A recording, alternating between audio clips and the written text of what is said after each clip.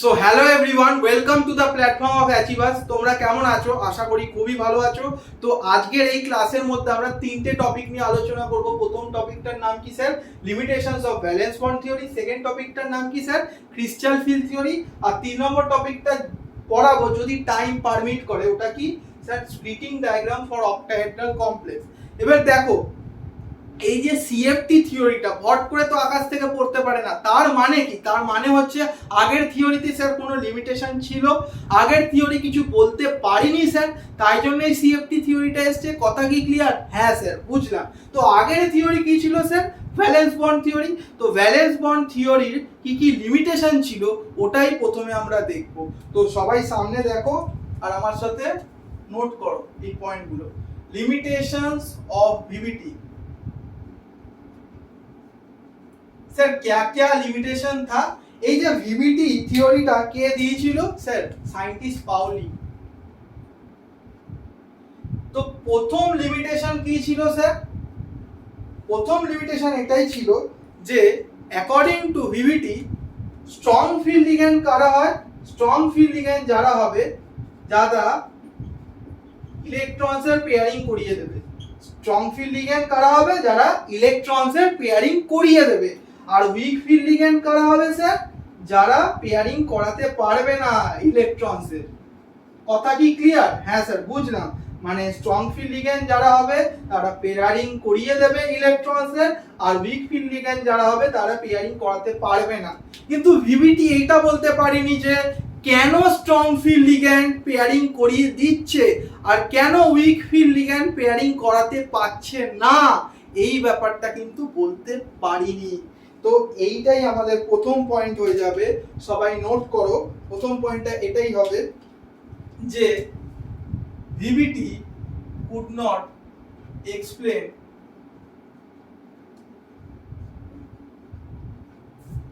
why strong field ligand causes pairing while WFL, that is weak field ligand, do not cause pairing। हो गया पहला point. अब देखो और एक पॉइंट है इसके अंडर में, क्या আরেকটা পয়েন্ট আছে এরই কন্টিনিউশনে, কি যে স্ট্রং ফিল্ড লিগ্যান্ড আর উইক ফিল্ড লিগ্যান্ডের নেচারের ব্যাপারেও বলতে পারিনি। তার মানে স্যার স্ট্রং ফিল্ড লিগ্যান্ড হতে গেলে তার নেচার কেমন হবে, উইক ফিল্ড লিগ্যান্ড হতে গেলে তার নেচার কেমন হবে, এই ব্যাপারটাও স্যার বলতে পারিনি। কে বলতে পারিনি? Sir valence bond theory. তো ইট could not explain the nature of ligand।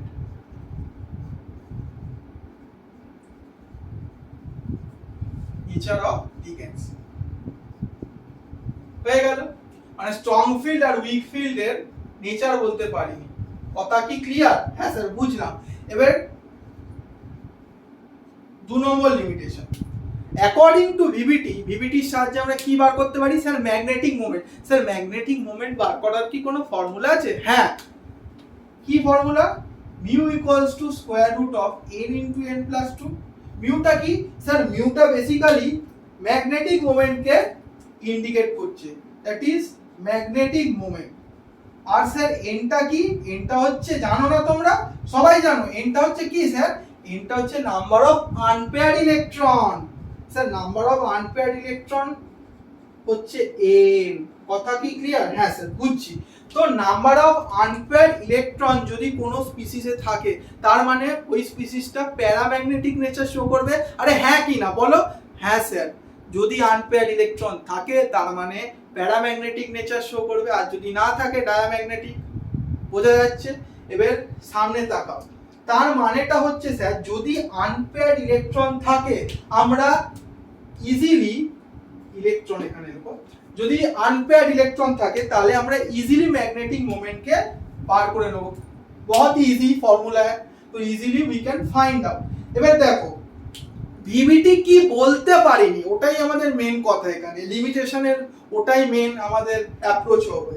তো ভিভিটি এটাই বলতে পারিনি যে টেম্পারেচারের এফেক্ট যদি ম্যাগনেটিক মোমেন্টের ওপর দেখা হয় ওই ব্যাপারটা বলতে পারিনি, মানে it could not explain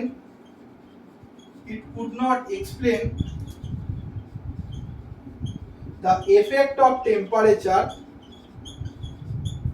on টেম্পারেচারের এফেক্ট কোথায়, অন ম্যাগনেটিক মোমেন্ট।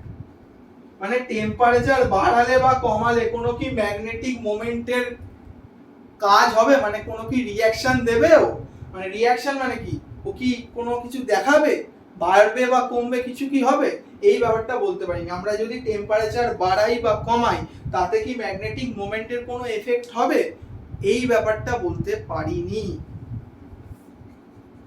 কথা কি ক্লিয়ার? হ্যাঁ স্যার।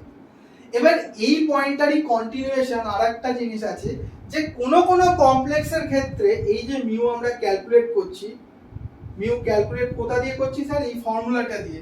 আর মিউ যেটা আমরা এক্সপেরিমেন্টাল পাচ্ছি থ্রু এক্সপেরিমেন্ট, এই যে দুজনের ভ্যালু ম্যাগনেটিক মোমেন্টের ভ্যালু কোন কমপ্লেক্সের ক্ষেত্রে সেম হচ্ছে না। কি দেখা যাচ্ছে, বেসিক্যালি দেখা যাচ্ছে সেম হচ্ছে না। আর মেইনলি যেটা দেখা যায় ওটা হচ্ছে mu experimental is always greater than mu calculated in some of the coordination complex. কিন্তু কেন হচ্ছে, এই যে এর ভ্যালুটা কেন বেশি এটা কেন কম, এই ব্যাপারটাও বলতে পারিনি। কি বলতে পারিনি স্যার, এই যে মিউ এক্সপেরিমেন্টালের ভ্যালু আর মিউ ক্যালকুলেটেড ভ্যালু যেটা আমরা ফর্মুলা দিয়ে বার করছি আর যেটা এক্সপেরিমেন্টের থ্রু, এর ভ্যালুটা কেন বেশি আসছে, এর ভ্যালুটা কেন কম আসছে, এটাও ভিপিটি বলতে পারিনি স্যার। তো আমরা 2 নম্বর যেই লিমিটেশনটা ছিল ওই ব্যাপারটা দেখে নিলাম। এবার আসছে 3 নম্বর লিমিটেশন। 3 নম্বর লিমিটেশন কি, দুটো কমপ্লেক্সকে আমি ধরছি কপার H2O হোল 6 2+, আর এখানে আমি ধরছি ক্রোমিয়াম H2O হোল 6 2+। এই যে দুটো কোঅর্ডিনেশন কমপ্লেক্স এরা কেমন স্যার, এরা তো অক্টাহেড্রাল কমপ্লেক্স। অক্টাহেড্রাল কমপ্লেক্স কেন স্যার, 6টা লিগ্যান্ড কোঅর্ডিনেশন নাম্বার যদি 6 হয় তো অক্টাহেড্রাল কমপ্লেক্সই হবে। কথা কি ক্লিয়ার? হ্যাঁ স্যার। অক্টাহেড্রাল কমপ্লেক্সের যেই জিওমেট্রিটা পাওয়া যাচ্ছিল না স্যার, ওটা ডিস্টর্টেড পাওয়া যাচ্ছিল। কিন্তু কেন যে পাওয়া যাচ্ছিল ওটাও বলতে পারিনি ভিভিটি ওটাও বলতে পারিনি। এটা কত কি বলতে পারিনি। আবার 4 নম্বর লিমিটেশন, কথাগুলো মন দিয়ে শোনো কিন্তু। 4 নম্বর লিমিটেশন কি ছিল স্যার, 4 নম্বর লিমিটেশন এটাই ছিল যে কোঅর্ডিনেশন কমপ্লেক্সের কালার এবং ইলেকট্রনিক স্পেক্ট্রার ব্যাপারেও বলতে পারিনি। তো 4 নম্বর পয়েন্ট এটা লেখো, it fails to explain the colour and electronic spectra of coordination complex। বুঝলাম স্যার, মানে কালার আর ইলেকট্রনিক স্পেক্ট্রার ব্যাপারেও বলতে পারিনি এই থিওরিটা কমপ্লেক্স। হ্যাঁ স্যার। এবার স্যার আরেকটাও লিমিটেশন হতে পারে, আরেকটা লিমিটেশনও দেখা গেছে। কি লিমিটেশন দেখো, অ্যাকর্ডিং টু ভিভিটি মেটালের একটা ভ্যাকেন্ট অরবিটাল থাকতে হবে, লিগ্যান্ড এসে ইলেকট্রন ডোনেট করবে। তার মানে কি মেটাল আর লিগ্যান্ডের মধ্যে একটা ইন্টারঅ্যাকশন হবে, তাহলে দুজনের মধ্যে অবভিয়াসলি একটা রিঅ্যাকশন হবে, রিঅ্যাকশন করার পর আলটিমেটলি একটা কোঅর্ডিনেশন কমপ্লেক্স ফর্ম হবে। এবার এই যে কোঅর্ডিনেশন কমপ্লেক্সটা ফর্ম হলো, ওই রিঅ্যাকশনটা রেট কেমন হবে, ওই রিঅ্যাকশনটা কোন মেকানিজমের থ্রু গেছে, ওই যে কমপ্লেক্সটা ফর্ম হয়েছে, ওই কমপ্লেক্সটা ফর্ম হয়েছে কোন রিঅ্যাকশন মেকানিজম ফলো করে, ওই ব্যাপারটাও বলতে পারিনি স্যার। কে বলতে পারিনি? ব্যালেন্স বন্ড থিওরি বলতে পারিনি রে ভাই। তো it fails to explain the reaction rate, আমি একটু তাড়াতাড়ি লিখছি, হ্যাঁ, and mechanism of the coordination complex। Coordination এগুলো শর্ট মারছি, শর্টকাটে লিখছি, হ্যাঁ, বুঝে নিও, খুবই ইজি জিনিস। এবার আসছে 6 নম্বর লিমিটেশন। 6 নম্বর লিমিটেশনটা খুবই ইজি।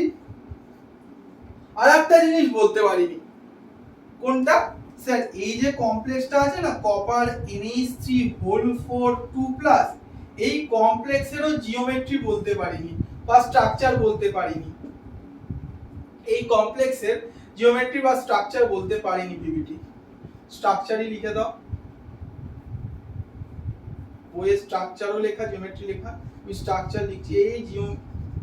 এই জিওমেট্রি বা স্ট্রাকচার বলতে পারিনি, এই কমপ্লেক্সের কথা কি ক্লিয়ার? হ্যাঁ স্যার বুঝলাম। তো ultimately we have completed the limitations of VVT. তো ভিভিটি এই জিনিস বলতে পারিনি। এবার সিএফটির কাজ কি হবে স্যার? এইগুলোই বানানো, মানে যেগুলো বলতে পারিনি ও চাইবে কি ওগুলোই এ বলে দিক, মানে এই theory, CFT theory will try to explain this point. Is it clear to everyone? তো আমাদের ফার্স্ট পয়েন্টটা খতম। এবার আসছি সেকেন্ড পয়েন্ট। সেকেন্ড পয়েন্ট মানে কি সিএফটি। আর সিএফটি মানেই হচ্ছে খুব ভালো একটা ইন্টারেস্টিং কনসেপ্ট। সিএফটিটা খুব ভালো, কিন্তু সিএফটির প্রথম যে অ্যাসাম্পশনটা ওটাও দেখবো একদিন ড্রব্যাকে পরিণত হচ্ছে অন্য যখন একটা থিওরি আসবে। তো আমাদের নেক্সট হেডিং হবে হচ্ছে কি সিএফটি। দেখো সিএফটির ফুল ফর্ম কি? Crystal field theory. এবার এই যে সিএফটি, এই সিএফটি থিওরিটাকে প্রপোজ করেছিল দুটো সায়েন্টিস্ট। একজনের নাম ছিল হ্যান্স বেথে, একজনের নাম কি ছিল স্যার? হ্যান্স বেথে। আর একজনের নাম কি ছিল স্যার? Van Blake. এই দুজন মিলিয়ে এই থিওরিটাকে প্রপোজ করেছিল। বুঝলাম স্যার, এই দুজনই জন্মদাতা, বুঝে গেছি। এবার হচ্ছে 2 নম্বর একটা বেসিক পয়েন্ট, এটা হচ্ছে ফার্স্ট পয়েন্ট ছিল। এই যে স্যার ক্রিস্টাল ফিল্ড থিওরি, এই নামটাই কেন দেওয়া হয়েছিল? অন্য নামও তো দেওয়া যেতে পারতো স্যার। কারণ এই যে ক্রিস্টাল ফিল্ড থিওরি এটা ফার্স্টে অ্যাপ্লাই করা হয়েছিল কার ক্ষেত্রে স্যার? আয়নিক ক্রিস্টালস এর ক্ষেত্রে, তাই জন্য এর নাম হয়েছিল ক্রিস্টাল ফিল্ড থিওরি।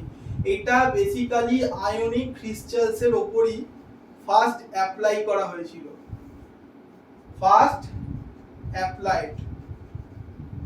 কথা কি ক্লিয়ার? হ্যাঁ স্যার বুঝলাম।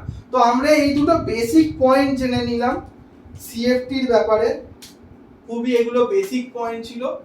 এরপরে আসছি আমাদের মেইন জায়গায়, that is assumptions of CFT. তো নেক্সট পয়েন্ট আমাদের হয়ে যাবে assumptions of CFT. Everyone please note it carefully. CFT বুঝলাম স্যার। তো প্রথম অ্যাসাম্পশন কি নেওয়া হয়েছিল স্যার? এখানে যেই মেটাল আর লিগ্যান্ডের মধ্যে বন্ডিংটা হবে ওটা পিওরলি ইলেকট্রোস্ট্যাটিক নেচার হতেই হবে। মানে পিওরলি ইলেকট্রোস্ট্যাটিক মানে স্যার পিওরলি আয়নিক হতেই হবে স্যার। কথা কি ক্লিয়ার? হ্যাঁ স্যার, মানে বন্ডিংটা যেটা মেটাল আর লিগ্যান্ডের মধ্যে হবে ওটা পিওরলি ইলেকট্রোস্ট্যাটিক নেচার হবে, মানে আয়নিক হবে। মানে এখানে কোনো স্যার কোভ্যালেন্সি আসবে না। কোভ্যালেন্সি আসবে না মানে স্যার অরবিটালস এর ওভারল্যাপ এখানে আমরা ধরছি না স্যার। তো প্রথম পয়েন্ট যেটা হবে ওটা হচ্ছে the bonding between metal and ligand will be purely, কথাটা শোনো, purely electrostatic in nature। এই যে এই কথাটা একটু মন দিয়ে লিখবে, পিওরলি ইলেকট্রোস্ট্যাটিক ইন নেচার, মানে আয়নিক হতে হবে। এখানে কোভ্যালেন্সি কনসিডার করা যাবে না। কিন্তু কি সব বন্ড আয়নিক কোনোদিন হতে পারে? কোনোদিনই না। তো এই জন্য এই যে ফার্স্ট অ্যাসাম্পশনটা এটা পরে গিয়ে ড্রব্যাকে পরিণত হবে। কথা কি ক্লিয়ার? কারণ কি সব বন্ড আয়নিক হতে পারে না। এখানে যে ইলেকট্রোস্ট্যাটিক মানেটা কি? পিওরলি আয়নিক হতে হবে। তাই জন্য এটা ড্রব্যাকে লাস্টে গিয়ে পরিণত হবে। বোঝা গেল? এবার আসছে সেকেন্ড পয়েন্ট। স্যার সেকেন্ড পয়েন্টটা কি? সেকেন্ড অ্যাসাম্পশনটা হচ্ছে লিগ্যান্ডকে না এখানে দুভাবে ধরা হয়েছে। প্রথম হচ্ছে লিগ্যান্ডকে আমরা পয়েন্ট চার্জ হিসাবে ধরেছি স্যার, পয়েন্ট চার্জ হিসাবে। আচ্ছা, পয়েন্ট চার্জ হিসাবে ধরেছি। আর পয়েন্ট চার্জ হিসাবে যেই লিগ্যান্ডগুলোকে ধরেছি ওগুলো অবভিয়াসলি নেগেটিভলি চার্জ লিগ্যান্ড হতে হবে। কেন স্যার? পজিটিভ হলে কি হবে? আরে জানো তো তোমরা মেটালের উপর পজিটিভ চার্জ অলরেডি আছে, তো লিগ্যান্ডকে নেগেটিভই হতে হবে, তাহলে তো কমপ্লেক্সেশনটা হবে। কথা কি ক্লিয়ার? তাহলে তো ইন্টারঅ্যাকশন হবে। কারণ এখানে আমরা কি বলছি? ইলেকট্রোস্ট্যাটিক বা আয়নিক হতে হবে। তো নেগেটিভ চার্জ লিগ্যান্ডের মধ্যে আমরা কি ধরবো sir? Cn- F- Cl- Br- and so on etc. আরেক ভাবে আমরা লিগ্যান্ডকে অ্যাজিউম করতে পারি স্যার, ওটা কি পয়েন্ট ডাইপোল। তো অ্যাজাম্পশন দুটো ছিল, একটা হচ্ছে পয়েন্ট চার্জ আর একটা হচ্ছে পয়েন্ট ডাইপোল। স্যার কেন পয়েন্ট ডাইপোল হিসাবে ধরলাম, কারণ এখানে যেই যেই লিগ্যান্ডের আমরা কথা বলবো ওইগুলো ডাইপোলার হতেই হবে। তো ওরকম কিছু এক্সাম্পল আমি বলছি, ওরকম কিছু এক্সাম্পল বলছি, যেমন দেখো এদিকে অ্যামোনিয়া, ওয়াটার, বুঝতে পারছো? আমি বুঝিয়ে দিচ্ছি, চিন্তা করতে হবে না। দেখো অ্যামোনিয়ার যদি কথা বলি, এখানে তো নাইট্রোজেনের সাথে 3টে হাইড্রোজেন আছে, আর এখানে স্যার লোন পেয়ারও আছে, কিন্তু আপনি লেখেননি, লোন পেয়ার এখানে দেখানো অত দরকার নেই। এবার ওয়াটারেরও যদি কথা বলি, কারণ আমি এখানে পোলারিটির গল্পটা দেখাচ্ছি, তো লোন পেয়ার অত ফ্যাক্টর না এখানে। এবার দেখো নাইট্রোজেন আর হাইড্রোজেনের মধ্যে স্যার কে বেশি ইলেকট্রোনেগেটিভিটি বেশি? কার ইলেকট্রোনেগেটিভিটি বেশি স্যার? বলুন না নাইট্রোজেনের। কারণ কি এর ইলেকট্রোনেগেটিভিটি বেশি, তো ডেল নেগেটিভ এখানে হবে। আর স্যার নাইট্রোজেনের রেসপেক্টে হাইড্রোজেনের ইলেকট্রোপজিটিভিটি বেশি, তাই del positive del positive del positive. তার মানে এখানে ডেল ডেল ডেল নেগেটিভ হয়ে যাবে। কথা কি ক্লিয়ার? হ্যাঁ স্যার, এখানে 3টে ডেল আর একটা নেগেটিভ। এবার দেখো অক্সিজেন হচ্ছে second most electronegative element periodic টেবিলে, তো অক্সিজেনের উপর নেগেটিভ আসবে, আর হাইড্রোজেনের ডেল পজিটিভ, তো ডেল ডেল নেগেটিভ, আর এখানে ডেল পজিটিভ ডেল পজিটিভ। কথা কি ক্লিয়ার? হ্যাঁ স্যার, তার মানে এই যে মেটাল যদি আমি ধরে নিই Mn+, Mn+ কে যদি এখানে একটা জেনারেল মেটালকে ধরে নিই, N+ এ আছে, এবার কোন एंड गए इसके साथ मुलाकात करेगा? कौन सा एंड जाके इसके साथ मुलाकात करेगा? কোন এন্ড গিয়ে এই মেটালের সাথে ইন্টারঅ্যাক্ট করবে? Obviously sir negative end of the dipole. Obviously sir negative and, कारण ऑब्वियसली पॉजिटिव আছে, पॉजिटिव और नेगेटिव के बीच में ही तो अट्रैक्शन होगा, तभी तो होगा। अब কমপ্লেক্সেশন, কমপ্লেক্স তো তখনই তৈরি হবে যখন এর সাথে এর ইন্টারঅ্যাকশন হবে আর অ্যাট্রাকশন হতে হবে। তো বেসিক্যালি এখানে একটা কথাই লিখে নাও যে এইখানে না আমি এই জিনিসটা মুছছি, হ্যাঁ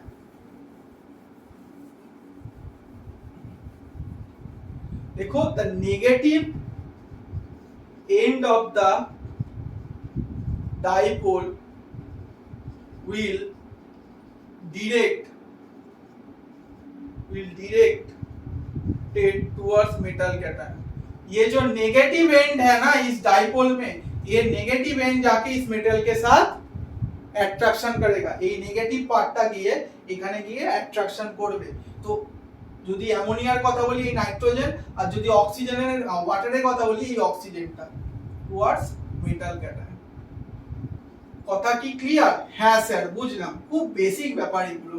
এবার আসছে 3 নম্বর অ্যাসাম্পশন। তো আমি এটা বুঝলাম, এবার আসছে 3 নম্বর অ্যাসাম্পশন। এবার দেখো একটা মেটাল Mn+ ধরছি, আর লিগ্যান্ডকে আমি নেগেটিভলি চার্জ লিগ্যান্ড ধরছি, তাই জন্য x মাইনাস করে ধরলাম, 6টা লিগ্যান্ড ধরছি। এবার দেখো মেটাল আর লিগ্যান্ডের মধ্যে বা লিগ্যান্ড আর লিগ্যান্ডের মধ্যে কি রকম ইন্টারঅ্যাকশন হতে পারে সেটাই আমরা প্রথমে দেখব। তো টাইপস অফ ইন্টারঅ্যাকশনের ব্যাপারে আমি এখন কথা বলবো। ধাক্কাধাক্কি কত রকমের হতে পারে? ধাক্কাধাক্কি তো রিপালশন আমি বলছি, তো কোনো কোনো টাইমে অ্যাট্রাকশনও হতে পারে। রিপালশন এখানে যে খালি হবে ওটাও না, অ্যাট্রাকশন হতে পারে। এবার দেখো প্রথম যেই মানে ইন্টারঅ্যাকশনটা হবে ওটা হচ্ছে কি রকম ইন্টারঅ্যাকশন? স্যার এই যে লিগ্যান্ডের কাছে তো স্যার নেগেটিভ আছে, আর এই যে মেটালের কাছে তো স্যার পজিটিভ আছে, তো পজিটিভ আর নেগেটিভের মধ্যে কি হবে স্যার? অ্যাট্রাকশন হবে। পজিটিভ আর নেগেটিভ মধ্যে কি হবে স্যার? অ্যাট্রাকশন হবে, কারণ দুটো ডিফারেন্ট চার্জের মধ্যে স্যার অ্যাট্রাকশন হয়, এইসব ক্লাস 7 থেকে পড়ে আসছি। তো প্রথম ইন্টারঅ্যাকশনটার নাম হচ্ছে force of attraction between positive charge of metal and negative charge of ligand. কথা কি ক্লিয়ার? হ্যাঁ স্যার বুঝে গেছি। খুবই ইজি জিনিস, নেগেটিভ চার্জ অফ লিগ্যান্ড। হ্যাঁ স্যার, প্রথম ইন্টারঅ্যাকশনটা আমরা বুঝলাম যেটা হচ্ছে ফোর্স অফ অ্যাট্রাকশন, এটা রিপালশন না, পজিটিভ নেগেটিভের মধ্যে অ্যাট্রাকশন হয়। এবার হচ্ছে second type of interaction. Sir মেটালেরও তো ডি ইলেকট্রনস আছে, এই যে ইলেকট্রন গুলো নিচ্ছে ডি তে নিচ্ছে, তো মেটালেরও ডি ইলেকট্রনস আর এই লিগ্যান্ডেরও তো ইলেকট্রনস আছে, তো ইলেকট্রনস এর মধ্যেও তো স্যার রিপালশন হতে পারে। এই যে সেন্ট্রাল মেটাল আয়নটা আছে এর ডি ইলেকট্রন আছে, আর এই যে লিগ্যান্ড এদেরও তো ইলেকট্রন আছে, তো ইলেকট্রনের মধ্যে কি হবে স্যার রিপালশন হবে, কারণ दोनों कैसा चार्ज है, नेगेटिवली चार्ज, तो दो सेम चार्ज कैसा करता है, अरे रिपल्सन चालू हो जाता है। तो फोर्स ऑफ रिपल्शन, और ऐसे भी लिख सकते हो रिपल्शन बिटवीन, रिपल्शन হবে কার কার মধ্যে, repulsion between central metal cation or ion and ligand electrons, বা আপনারা এরকম ভাবে লিখতে পারতেন যে মেটালের ডি ইলেকট্রনস আর লিগ্যান্ডের ইলেকট্রনস এর মধ্যে ইন্টারঅ্যাকশন হয়। এই যে আমি ইন্টারঅ্যাকশনের কথাটা বলছি, এই ইন্টারঅ্যাকশনটা দিয়েই আমরা কিন্তু স্প্লিটিং কনসেপ্টটা বোঝানোর চেষ্টা করব। তোমাদের স্প্লিটিং কিন্তু বুঝতে হবে এই ইন্টারঅ্যাকশনটার থ্রু দিয়ে। কথা কি ক্লিয়ার? হ্যাঁ স্যার, তো স্প্লিটিং এর ব্যাপারটা পরে আসছি, এখন ওটা নিয়ে মাথা ঘামিও না, এখন যেই কথাগুলো বলছি ওই কথাগুলো ভালোভাবে শুনো। 3 নম্বর আমাদের কি হবে স্যার, 3 নম্বর আমাদের ইন্টারঅ্যাকশন। এবার দেখো স্যার, ধরুন এইখানে একটা লিগ্যান্ড আছে আর এইখানে একটা লিগ্যান্ড আছে, এবার যত লিগ্যান্ড গুলো মেটালের দিকে যাবে, স্যার এইটা এই যে লিগ্যান্ড আর আমার এই হাতটা মেটাল, যত আমি লিগ্যান্ডটাকে এইখানে নিয়ে যাব তাহলে কি হবে স্যার, মেটাল আর লিগ্যান্ডের মধ্যে ডিসটেন্স কমছে, ওটা ফ্যাক্টর না, কিন্তু লিগ্যান্ড তো স্যার এই দিকেও আছে, মানে যদি আমি এইটাকে এইখানে আনছি, এই লিগ্যান্ডটাকে এখানে আনছি আর এই লিগ্যান্ডটাকেও এইখানে আনছি, মানে কি দুজনের মধ্যে ডিসটেন্সটা কমছে, আগে যা ডিসটেন্স ছিল এখন তো স্যার কমে যাচ্ছে, আর যত ডিসটেন্স কমবে তত রিপালশন বাড়বে, কারণ ইলেকট্রনের ঘর্ষণ বেশি হবে, দুটো নেগেটিভ চার্জ স্পিসিস আছে, তো রিপালশন বাড়বে, তো লিগ্যান্ড আর ইলেকট্রনের মধ্যেও একটা রিপালশন দেখা যায়, হ্যাঁ কি না স্যার? বুঝলাম। তো repulsion between ligand electrons, ligand electrons, electron repulsion between ligand electron, কথা কি ক্লিয়ার? হ্যাঁ স্যার, এবারে একটা জিনিস না আমাদের ভালোভাবে বুঝতে হবে কি স্যার, এইখানে তো 3 নম্বর, अगर मैं बात बताऊं यहाँ पर तीनों टाइप्स ऑफ इंटरेक्शन हो रहा है, এখানে 3 রকমের ইন্টারঅ্যাকশন হচ্ছে, কিন্তু স্যার ফার্স্ট যে ইন্টারঅ্যাকশনটা হচ্ছে না ওটা সবথেকে বেশি ডমিনেন্ট। কেন স্যার? কারণ আর দুটো যেই রিপালশন গুলো হচ্ছে, এই রিপালশন গুলো স্যার দুটোই ইলেকট্রনস এর মধ্যে হচ্ছে, আর এই যে অ্যাট্রাকশনটা হচ্ছে ওটা নিউক্লিয়াস আর ইলেকট্রনের মধ্যে অ্যাট্রাকশনটা হচ্ছে, তাই জন্য প্রথম যেই ইন্টারঅ্যাকশনটা ওটা ডমিনেন্ট। কথা কি ক্লিয়ার? হ্যাঁ স্যার, বুঝলাম। এর পরে আসছে 4 নম্বর অ্যাসাম্পশন। 4 নম্বর অ্যাসাম্পশনটা প্লিজ মন দিয়ে শুনবে, এটাই খুব জানা উচিত, সবাইকে জানা উচিত এই অ্যাসাম্পশনটা। কি অ্যাসাম্পশন স্যার? ডি অরবিটাল কটা হয়? 5টা হয় না? হ্যাঁ sir, dxy, dyz, dzx, dx² - y² আর dj²। হ্যাঁ স্যার, বুঝলাম, মনে পড়ে গেল স্যার। তো dxy, dyz, dzx, dx² - y² আর dj²। তো এই তিনটে, এই যে dyz, dxy আর dzx, এরা হচ্ছে বিটুইন দ্য অ্যাক্সিসে লাই করে, আর dx² - y² আর dj² এরা কিন্তু অ্যালং দ্য অ্যাক্সিস, মানে অ্যাক্সিসের বরাবর এরা থাকে। বোঝা গেল? এবার দেখো, যখন ফ্রি মেটাল আয়ন এখানে আছে, তো এখানে যে 5টা ডি অরবিটাল, এই 5টা ডি অরবিটালের এনার্জি ডিজেনারেসিসের কথাগুলো বুঝতে পারছি না, ডিজেনারেসি মানে কি, এই যে পাঁচটা ডি অরবিটালের এনার্জি লেভেল সেম আছে, দেখো পাঁচটারই মোটামুটি সেম আঁকার চেষ্টা করেছি, সেমই আছে, কিন্তু যখনই পাঁচটা ডি অরবিটালের সেম এনার্জি আছে, অরবিটালস এর প্রত্যেকটা অরবিটালস এর এনার্জি সেম আছে, কিন্তু যখনই লিগ্যান্ডের electrostatic field of ligand will come, মানে এরকম ভাবেই বোঝাচ্ছি, যদি লিগ্যান্ডের এবার অ্যাপ্রোচ হয় তখন কি হচ্ছে, এই যে এনার্জি ডিজেনারেসিটা তোমাদের একদম পাতি ভাষায় বোঝাচ্ছি, লিগ্যান্ডের যখনই অ্যাপ্রোচ হচ্ছে এই মেটালের কাছে ধরে নাও, তখন কি হবে, এই যে এনার্জি ডিজেনারেসিটা না স্যার ডিস্ট্রয় হবে। কেন স্যার ডিস্ট্রয় হবে, আমি একটা বলেছি কথা কি, এই যে সেকেন্ড ফ্যাক্টরটা রিপালশন হয় না, সেন্ট্রাল মেটাল আয়ন আর লিগ্যান্ড ইলেকট্রনস এর মধ্যে এখানে রিপালশনটা মেইনলি কাজ করে, স্প্লিটিং কনসেপ্টটা বোঝানোর জন্য এই রিপালশনটাই আমাদের কনসিডার করতে হবে। কথা কি ক্লিয়ার? হ্যাঁ স্যার। তো লিগ্যান্ড যখনই অ্যাপ্রোচ করছে ওই মেটালের দিকে, তখন কি হচ্ছে, এই যে এনার্জি ডিজেনারেসিটা আছে না, এটা ডিস্ট্রয় হতে থাকছে, আর যত এনার্জি ডিজেনারেসিটা ডিস্ট্রয় হবে তত কি হবে, ডি অরবিটাল গুলো ভেঙে যাবে। স্যার ভাঙবে কেন, আরে ডি অরবিটাল গুলো ভাঙবে কেন, এটা তো একদম ইজি, এই যে রিপালশন হচ্ছে দুজনের মধ্যে, এবার রিপালশন হওয়ার ফলেই ভেঙে যাবে, এক একজনের এক একটা এনার্জি হয়ে যাবে, যারা এই যে বিটুইন দ্য অ্যাক্সিসে আছে তাদের এনার্জিটা এক জায়গায় চলে যাবে, আর যারা অ্যালং দ্য অ্যাক্সিসে আছে তাদের এনার্জিটা এক জায়গায় চলে যাবে। যদি অক্টাহেড্রাল কমপ্লেক্সের আমি কথা বলি, দেখবে পাঁচটা অরবিটাল এরকম থাকে না ডিজেনারেট অবস্থায়, কিন্তু যখনই এই যে লিগ্যান্ড অ্যাপ্রোচ করে গেল, আলটিমেটলি এখানে ইজি সেট আর টি2জি সেটে চলে যায়, আর টি2জি সেটের মধ্যে ওই যে যারা বিটুইন দ্য অ্যাক্সিসে আছে dxy dyz dzx, ওরা এই নিচের দিকে চলে যায়। কারণ কি হয়, মেটাল আর লিগ্যান্ডের মধ্যে ডাইরেক্ট ইন্টারঅ্যাকশন এখানে হয় না। কথা কি ক্লিয়ার? এই যে তিনটে অরবিটালের মধ্যে ডাইরেক্ট ইন্টারঅ্যাকশন হয় না, যদি ডাইরেক্ট ইন্টারঅ্যাকশন না হয় তাহলে রিপালশনটাও কম হবে, যত রিপালশন কম হবে তত স্টেবিলিটির দিকে যাবে, এনার্জি স্টেবিলাইজড হবে, নিচের দিকে থাকবে, এই জন্য নিচের দিকে। কিন্তু যারা বিটুইন দ্য অ্যাক্সিসে থাকে, যদি আমি এই আঁকাটা আঁকি না ভালোভাবে বুঝতে পারি, যদি ধরে নাও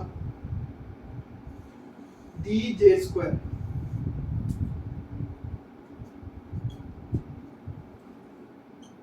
এই যে মেটাল, এটা মেটাল, এবার মেটালের অরবিটালও থাকবে, এবার লিগ্যান্ডের মধ্যে এই যে লিগ্যান্ড আসছে এই দিক দিয়ে, এই যে লিগ্যান্ড আর মেটালের মধ্যে দেখবে যে ডাইরেক্ট ইন্টারঅ্যাকশন হচ্ছে, যাদের ডাইরেক্ট ইন্টারঅ্যাকশন হবে তাদের রিপালশনটা বেশি হবে, কারণ আমরা এখানে কি কনসেপ্ট বোঝাচ্ছি স্যার, স্প্লিটিং এর কনসেপ্ট। তো স্প্লিটিং এর কনসেপ্টের জন্য এই রিপালশনটা হচ্ছে, এই রিপালশনটার কারণে কি হচ্ছে স্যার, ডাইরেক্ট ইন্টারঅ্যাকশনের ফলে রিপালশন বেশি হচ্ছে, রিপালশন বেশি হওয়ার ফলে এনার্জি হায়ার স্টেটে চলে যাচ্ছে, এই জন্য dx square minus y square দেখবে এনার্জি নরমাল স্টেটের রেসপেক্টে বেড়ে যাচ্ছে, যারা অ্যালং দ্য অ্যাক্সিসে আছে, যারা বিটুইন দ্য অ্যাক্সিসে আছে কমে যাচ্ছে, কারণ ডাইরেক্ট ইন্টারঅ্যাকশন হচ্ছে না, ওখানে কম ইন্টারঅ্যাকশন হচ্ছে, কারণ মেটালের সাথে লিগ্যান্ডের ডাইরেক্ট ইন্টারঅ্যাকশনটা অত হচ্ছে না।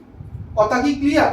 তো আলটিমেটলি কি বললাম আমি, এনার্জি ডিজেনারেসিটা ডিস্ট্রয় হলো, এনার্জি ডিজেনারেসিটা ডিস্ট্রয় হওয়ার ফলে এই যে ডি অরবিটাল গুলো স্প্লিট করে গেল, এবার যে এই ডি অরবিটাল গুলো স্প্লিট হচ্ছে এইটারই আমরা নাম দিই হচ্ছে ক্রিস্টাল ফিল্ড স্প্লিটিং, এটারই নাম আমরা দিই কি, crystal field splitting.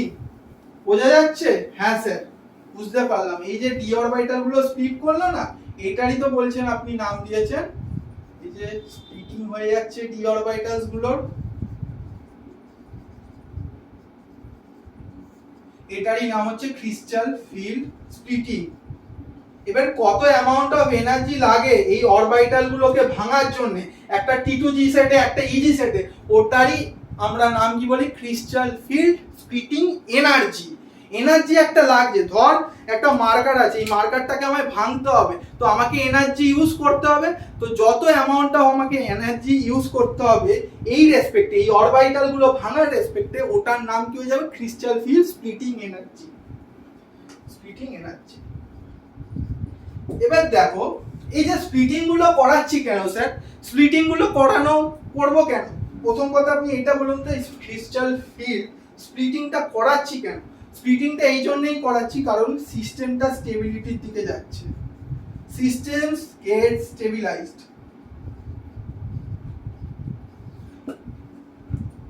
Goat it? তো সিস্টেমটা স্টেবিলিটির দিকে যাবে। এবার কত অ্যামাউন্ট অফ এনার্জি লাগছে স্টেবিলাইজেশনের জন্য, যত অ্যামাউন্ট অফ এনার্জি লাগছে স্টেবিলাইজেশনের জন্য। স্যার আমি এইটা জিনিস বুঝতে পারছি না, সিস্টেমটা স্টেবিলাইজড হচ্ছে বুঝলাম, কত অ্যামাউন্ট অফ এনার্জি লাগছে এই স্টেবিলাইজেশনের জন্য, কিন্তু আলটিমেটলি কার স্টেবিলাইজেশন হচ্ছে? অবভিয়াসলি কমপ্লেক্সেরই স্টেবিলাইজেশন হচ্ছে। তো যত অ্যামাউন্ট অফ এনার্জি লাগে এই স্টেবিলাইজেশন হওয়ার জন্য ওটাকেই বলি crystal field stabilization energy. Stabilization energy মানেটা কি? মানেটা কিন্তু ভালোভাবে বুঝবে। See crystal field splitting energy আর ক্রিস্টাল ফিল্ড স্টেবিলাইজেশন এনার্জি একদমই না। আমরা এই ক্রিস্টাল ফিল্ড স্প্লিটিং এনার্জি কিসের জন্য ইউজ করি? অরবিটাল গুলোকে ভাঙার জন্য।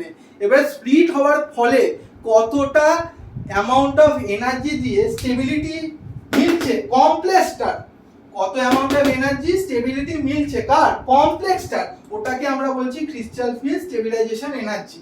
কথা কি ক্লিয়ার? এই যে ক্রিস্টাল ফিল্ড স্টেবিলাইজেশন এনার্জি মাপার জন্য আমরা দেখি এখানে একটা লিখি না ডেল, ওটা হচ্ছে ক্রিস্টাল ফিল্ড স্প্লিটিং এনার্জি মাপারে বা ক্রিস্টাল ফিল্ড স্প্লিটিং প্যারামিটারও বলে থাকে। আরেকটা জিনিস যদি রিয়েল লাইফ এক্সাম্পল দিয়ে তোমাদের বোঝানোর চেষ্টা করি আমি, এই যে স্যার ধরুন আমি একটা ঘড়ি কিনলাম 100 টাকা, 100 টাকার একটা দামি ঘড়ি কিনলাম। তো এই যে 100 টাকা আমি ঘড়ি কিনলাম, কিন্তু এই ঘড়িটা আমি বিক্রি করলাম 120 টাকা। কথা কি ক্লিয়ার? তার মানেটা কি? আমার লাভ কত হলো স্যার? লাভ কত হলো? লয় আকার ভ, লাভ কত হলো স্যার? 20 টাকা। এই যে 20 টাকা যেটা হলো এটা হচ্ছে ক্রিস্টাল ফিল্ড স্টেবিলাইজেশন এনার্জি। এটা হচ্ছে ক্রিস্টাল ফিল্ড স্টেবিলাইজেশন এনার্জি। হ্যাঁ স্যার, এটা তো স্টেবিলাইজেশন এনার্জি। আর কত টাকা আমি খরচা করলাম, কত অ্যামাউন্ট অফ এনার্জি আমি দিলাম, ওটা হচ্ছে ক্রিস্টাল ফিল্ড স্প্লিটিং এনার্জি। ঘড়িটা কেনার জন্য কত টাকা ইউজ করলাম, ওটা হচ্ছে স্প্লিটিং এনার্জি। হ্যাঁ স্যার বুঝলাম। তো এই অ্যাসাম্পশন ছিল সিএফটি রেসপেক্টে। তো এবারে আসছি স্প্লিটিং ডায়াগ্রামটা। স্প্লিটিং ডায়াগ্রামটা কিন্তু মন দিয়ে বুঝবে, প্লিজ মন দিয়ে বুঝবে স্প্লিটিং ডায়াগ্রামটা।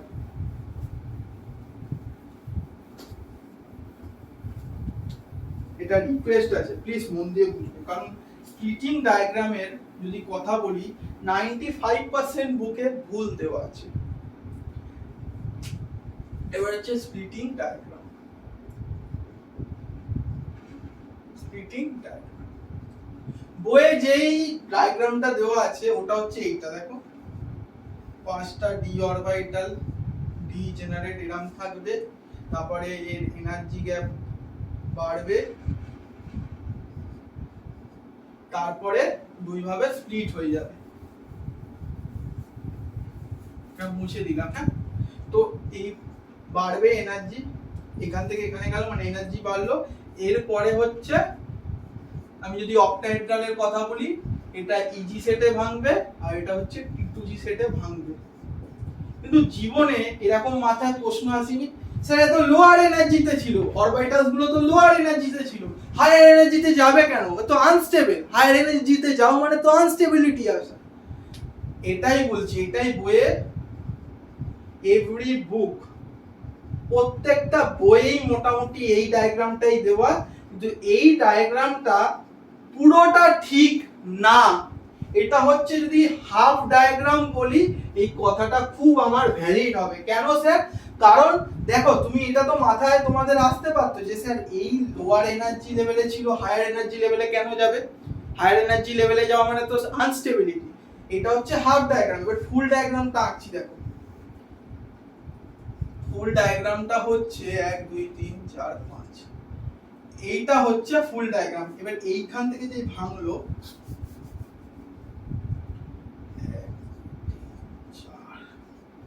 এটা হচ্ছে ফুল ডায়াগ্রাম। এটা এখানে এনার্জি দেবে, এখানে কি 5 ডিজেনারেট ডি অরবিটাল ছিল, ডিজেনারেট ডি অরবিটাল ছিল। এবার দেখো অ্যাট্রাকশন ফোর্সের জন্য এই এনার্জিটা কমে গেল, energy due to attraction force, attraction ফোর্সের জন্য এই এনার্জি লেভেলগুলো কমে গেল। আমি কি বলেছিলাম যে মেটাল আর লিগ্যান্ডের মধ্যে অ্যাট্রাকশনটা হয়, ওই যে এখানে ওটা বুঝিয়েও দিলাম, তাই জন্য এনার্জি লেভেল কমলো। এবার কি হবে, এই যে এটা হচ্ছে একটা symmetrically hypothetical environment of ligand, symmetrical. তো এখানে যখনই লিগ্যান্ড গুলো অ্যাপ্রোচ হবে কি হবে, ওই মেটাল আর লিগ্যান্ডের মধ্যে রিপালশন হবে, রিপালশন হওয়ার ফলে কি হচ্ছে, এনার্জি ডিজেনারেসি ডিস্ট্রয় হচ্ছে। আর এই এনার্জি ডিজেনারেসিটা যখনই ডিস্ট্রয় হয়ে যাচ্ছে তখনই এই ডি অরবিটাল গুলো ভেঙে যাচ্ছে। আর এই যে ভাঙছে, এই যে গ্যাপটা, এইটা মাপি হচ্ছে ডেল দিয়ে, বা ডেলও বললি কারণ অক্টাহেড্রাল কমপ্লেক্সের কথা বলছি। এটাই নাম হচ্ছে ক্রিস্টাল ফিল্ড স্প্লিটিং এনার্জি, বা তুমি বলতে পারছো যে এইটা মাপার জন্য আমরা কি ইউজ করি, ক্রিস্টাল ফিল্ড স্প্লিটিং প্যারামিটার। এবার দেখো এই যে অ্যাভারেজ এনার্জিটা না, এটাকে বলে বেরাই সেন্টার, বেরাই সেন্টার এখানে ইউজ হয়, বোঝা গেল। এবার দেখো আরেকটা জিনিস আমি বলতে চাইছি, ওটা হচ্ছে এখানে ভ্যালুটা না 0.6 ডেলও আসে, আর এটা হচ্ছে -0.4 ডেলও আসে। আলটিমেটলি কিন্তু দুজনেই কম্পেনসেট করে দেবে, মানে আলটিমেটলি জিরোই হবে। যদি ধরো এখানে 6টা ইলেকট্রন দিই আর এখানে 4টি ইলেকট্রন দিই, কি হলো, যদি 6টা ভরি আর এখানে 4টে ভরি, তাহলে কি হলো স্যার, 6 × 0.4 ডেলও আর প্লাস 4 × 0.6 ডেলও, আলটিমেটলি তো জিরোই হলো, কম্পেনসেট হয়ে গেল, বোঝা গেল। তো এগুলো হচ্ছে এক্সপেরিমেন্টাল ভ্যালু, এইটা মনে রাখতে হবে অক্টাহেড্রাল আর টেট্রাহেড্রালের ক্ষেত্রে। আরো অনেক আছে, লিনিয়ার, ট্রাইগোনাল, বাইপিরামিডাল, ওইগুলোর জন্য অত মনে রাখতে হবে না, এগুলো এক্সপেরিমেন্টাল ভ্যালু। কথা কি ক্লিয়ার? তো বইয়ে যেই ডায়াগ্রামটা দেওয়া থাকে ওটা কিন্তু এখান থেকে দেওয়া থাকে, তাই জন্য বললাম যে এইটা কিন্তু 95% বইয়ে দেওয়া নেই, এটাই আসল ডায়াগ্রাম হবে। এবার দেখো আরেকটা জিনিস, এখানে না আমরা ক্রিস্টাল ফিল্ড স্প্লিটিং এনার্জিটার কথা বললাম। এবার ক্রিস্টাল ফিল্ড স্টেবিলাইজেশন এনার্জি আমরা যেটা বার করি নিউমারিক্যাল ভ্যালু দিয়ে, দ্যাট ইজ 2.4 ডেলও বা 1.8 ডেলও, এটা হচ্ছে CF crystal field stabilization energy, দুটোর মধ্যে ডিফারেন্স এটাই। আর ডেলোটা হচ্ছে স্প্লিটিং এনার্জি, আর এই যে ক্যালকুলেশন করছি এটা হচ্ছে স্টেবিলাইজেশন এনার্জি। তো এই ছিল। আর এখানে দুটো জিনিস বলার ছিল, কি এই যে ইজি মানে কি, টি2জি মানে কি। ই মানে হচ্ছে ডাবলি ডিজেনারেট, দুটো ডিজেনারেট অরবিটালস আছে, এনার্জি লেভেল সেম। আর টি2জি মানে হচ্ছে ট্রিপলি ডিজেনারেট, তিনটে ডিজেনারেট অরবিটাল আছে, এনার্জি লেভেল সেম। এখানে ডাবলি ডিজেনারেট আর টিটা হচ্ছে ট্রিপলি ডিজেনারেট। কথা কি ক্লিয়ার? হ্যাঁ স্যার বুঝলাম। আরেকটা জিনিস স্যার এখানে জি লিখেছে কেন? জি মানে হচ্ছে জিরাট। এবার জিরাটটা কখন লেখে, যখন একটা সেন্টার অফ ইনভার্সন থাকে মলিকিউলটার মধ্যে। এখানে আমি অক্টাহেড্রাল কমপ্লেক্সের কথা বলছি। দেখো মেটালের সাথে 6টা লিগ্যান্ড থাকবে। হ্যাঁ স্যার বুঝলাম। দেখো একটা আমি রিয়েল লাইফ এক্সাম্পল দিয়ে বোঝানোর চেষ্টা করছি। ধরো ইডেন গার্ডেন, এইখানে পিসটা, এখানে ধরে নাও মেটালটা, তুমি এই দিকে গেলেও দেখবে যে এই বাউন্ডারি গুলো আছে, এই দিকে গেলেও দেখবে বাউন্ডারি গুলো আছে, এইগুলোর দিকে গেলেও বাউন্ডারি গুলো আছে, এই দিকে গেলেও দেখবে বাউন্ডারি গুলো আছে। মানে সেমই এনভায়রনমেন্ট, যেই দিকেই তুমি যাও না কেন সেমনি মেটালের দিয়ে লিগ্যান্ডের এইদিকে গেলেও লিগ্যান্ড আছে, এদিকে গেলেও লিগ্যান্ড আছে, এদিকে গেলেও লিগ্যান্ড আছে, এদিকে গেলেও লিগ্যান্ড আছে, এদিকে গেলেও লিগ্যান্ড আছে, এদিকে গেলেও লিগ্যান্ড আছে। যদি সিমেট্রিক্যাল এনভায়রনমেন্ট থাকে তাহলে centre of inversion present. Eden গার্ডেনের মান বলেছি, হ্যাঁ ওটা প্রেজেন্ট আছে, দ্যাট ইজ আই। ঠিক আছে, তো এই থাক। এবার যদি পরের রাউন্ডে যাওয়া যায় তখন আমরা এইটাই আরো এক্সটেন্ড করব, আরো অনেক কিছু জানবো এর ব্যাপারে। তো আজকে লিয়ে ইতনা ही, আশা করি ভিডিওটা খুবই ভালো লেগেছে। আজকে লিয়ে ইতনা ही, thank you for watching, bye bye, tata.